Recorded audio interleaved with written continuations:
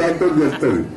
అన్ని ఊళ్ళో కూడా ముఖ్యమంత్రి గారు ఏం చేశారంటే ఇదివరకు మన తాగిన సీసాలు మొగోళ్ళు ఎక్కడ పడితే అలా బారేసేది.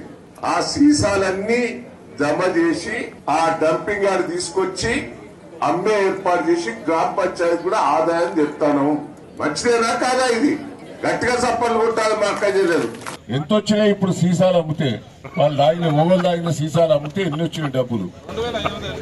అబ్బో, పత్తిపాకలు తాగేటోళ్ళు ఎక్కువనే ఉన్నారు. మీ సీసాలంతనే 2500 వచ్చినాయట. అంతే పారేస్తారాడ. ఆ ఏరి అమ్మితే 2500 వచ్చినాయి.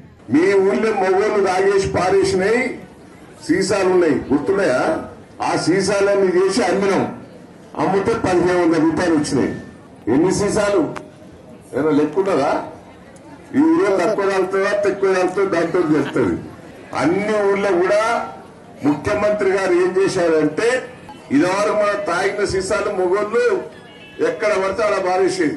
ఆ సీసాలన్నీ జమ చేసి ఆ డంపింగ్ యార్డ్ తీసుకొచ్చి అమ్మే ఏర్పాటు చేసి గ్రామ పంచాయతీ కూడా ఆదాయం చెప్తాను.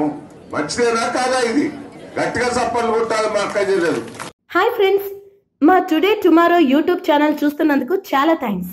మరిన్ని లేటెస్ట్ వీడియోస్ కోసం వెంటనే సబ్స్క్రైబ్ చేయండి.